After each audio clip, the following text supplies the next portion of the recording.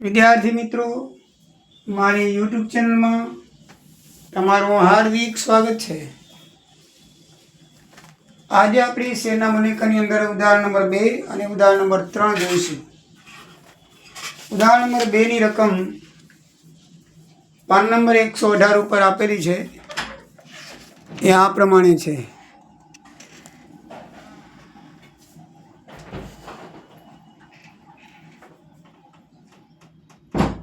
યુનિવર્સિટીમાં દાખલો પૂછાયેલો છે 2 વખત।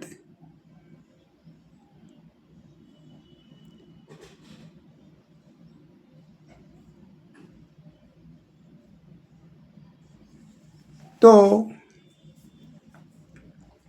સૌથી પહેલાં આપણે પાઘડીની ગણતરી કરીએ તો નીચે સૂચના આપેલી છે કે 5 વર્ષનો કુલ નફો કર બાદ કરતાં 6,50,000 છે અને 5 વર્ષનો છે 5 વડે ભાગી નાખો એટલે પાઘડીની કિંમત 1,30,000 આવી જાય। એકદમ ઇઝી ને સરળ આપેલી છે। ચોખ્ખી મિલકતોમાં પાઘડી આપણે 1,30,000 લેશું। જમીન અને મકાનની કિંમત આપણને 5 લાખ લેવાની કીધી છે, લઈ લઈશું। સાચા અને યંત્રોની કિંમત 4,30,000 લેવાની છે, લઈ લેશું।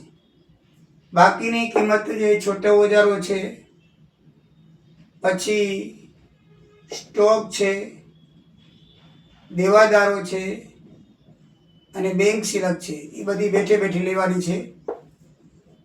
કુલ મિલકતો 2,57,000 આવી। કુલ દેવામાં લેણદારો 50,000, 5 લાખ છે, દેવેડી 20,000 છે। હવે પ્રેફરન્સ શેરનું ડિવિડન્ડ 5% લેખે ચૂકવાનું બાકી છે 1 વર્ષનું, તો 50,000નું 5% લેખે 25,000 છે ડિવિડન્ડ છે અને 5 લાખની એની મૂડી છે પ્રેફરન્સ શેરની। તો 5 લાખ ઉપર 1 વર્ષનું વ્યાજ 5% લેખે 25,000 આવે અને શેર મૂડી પણ બાદ કરવી પડે, તમને ખ્યાલ છે। તો ટોટલ દેવું ચોખ્ખી મિલકતમાંથી 1 વર્ષનું તમને વ્યાજ તો નહીં આપેલું હોય, તમારે ગણવું પડશે। પ્રેફરન્સ શેર મૂડી આપી દીધેલી છે 5 લાખ, 5%નું છે એટલે 5% લેખે 25,000 આપણે ગણવા પડશે એટલે 5 લાખ બીજા, એ બધા કુલ દેવા તરીકે લેખીને કુલ દેવા બાદ કરશો એટલે ચોખ્ખી મિલકત 1,15,25,000 આવશે। 15,25,000ને તમે 1 લાખ શેર છે એને ભાગો તો શેરની કિંમત 15.25 રૂપિયા આવશે। એકદમ ઇઝી અને સરળ દાખલો છે, આવડી જાય એવું છે। દાખલા નંબર 3 જોઈએ તો એમાં ભારિત સરેરાશ નફો શોધવાનો છે। એમાં રોકાણનું વ્યાજ સમાયેલું છે એવી સૂચના આપેલી છે। તો રોકાણનું વ્યાજ સમાયેલું હોય તો એ રોકાણનું વ્યાજ છે એ ધંધાકીય આવક નથી એટલે એ નફામાંથી બાદ કરવું પડે। 2,000 રૂપિયા છે દર વર્ષે, તો આપણે નફો છે એમાંથી 2,000 બાદ કરી ચોખ્ખો નફો આપણે લીધો અને એના ભાર વડે ગુણીએ તો 30,000, 90,000 અને 1,50,000 એટલે કુલ ભારિયાત 2,70,000 આવ્યું। એને ભારિત 3 ને 2, 5 ને 6 ભાર વડે ભાગો એટલે ભારિત સરેરાશ નફો 45,000નો આવ્યો। કેટલો આવ્યો? 45। ચોખ્ખી મિલકતો આપણને જે કીધેલી છે એ પ્રમાણે લેવાની છે। એની રકમ મિત્રો જોઈએ તો આ રીતે આપેલી છે ઉદાહરણ નંબર 3ની, બરાબર છે? આમ આપેલી છે। જમીન ને મકાન અને સ્ટોકની કિંમત જે પ્રમાણે દર્શાવી છે।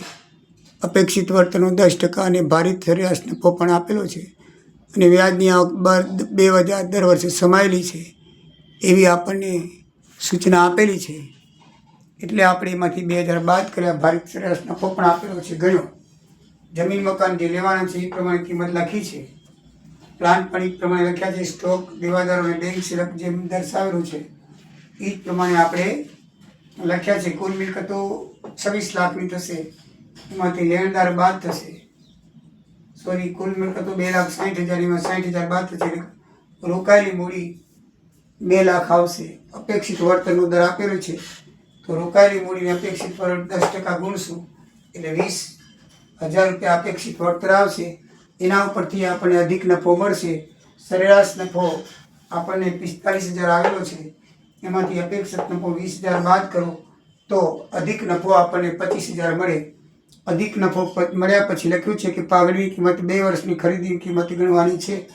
તો અધિક નફો ગુણ્યા 2 વર્ષ એટલે 50,000 રૂપિયા પાઘડીની કિંમત આવી. હવે આપણે ચોખ્ખી મિલકતોમાં થોડીક ઉમેરવું પડશે.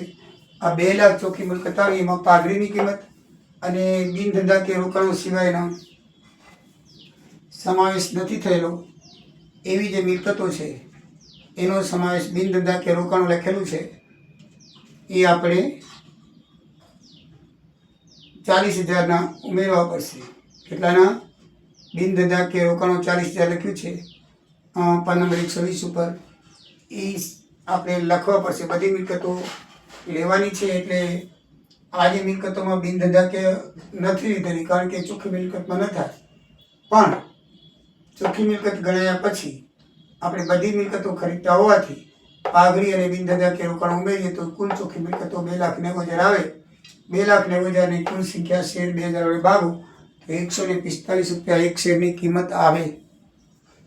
એ બરાબર ધ્યાનમાં રાખવાનું. આમાં ચોખ્ખી મિલકતો ગણતી વખતે આપણે જોયું છે એની સૂચનાઓ પ્રમાણે. બરાબર છે. તમને એમ થાય કે અહીંયા ચોખ્ખી મિલકત આવી ગઈ ને શેર વડે ભાગ્યા, અહીંયા ચોખ્ખી મિલકત 2 લાખની આવી તો આ શું કામ ઉમેર્યા? તો આની અંદર પાઘડી લીધેલી નથી. બરાબર ને? આમાં પાઘડી લીધેલી હતી તો પાઘડીની કિંમત ઉમેરી અને પ્લસ બીજી જે રહી જતી હતી જે મિલકતમાં સમાવેશ નથી કરતો 40,000 રૂપિયા એ 2 ઉમેરી એટલે કુલ ચોખ્ખી મિલકતો 2,90,000 આવી. કારણ કે પાઘડીની કિંમત શોધવાની હોય ને ત્યારે અહીંયા પાઘડી લખાય નહીં. આપણે પાઘડીની કિંમત અલગથી શોધી છે એટલા માટે એ પાઘડી લખાતી નથી. પાઘડી જે આવે પછી ચોખ્ખી મિલકતમાં ઉમેરી બાકી રહી જતી મિલકતો ઉમેરીને પછી શેરની સંખ્યા વડે ભાગો એટલે તમારો જવાબ આવશે. તો બંને દાખલાની અંદર ડિફરન્સ છે એ તમે જોઈ લીધો. બરાબર. એ ડાયરેક્ટ પાઘડીની કિંમત આપી દીધેલી છે એટલે પાઘડીની કિંમત આપણે લીધી. અહીંયા પાઘડીની કિંમત નથી આપેલી તો આપણે શોધવા માટે આપણે આ કર્યું અને પાછળથી પાઘડીની કિંમત અને મિલકત ઉમેરી કુલ ચોખ્ખી મિલકતોનો દાખલો ગણ્યો. એ પ્રમાણે જવાબ આવશે. જય દ્વારિકાધીશ, જય ઈશ્વર.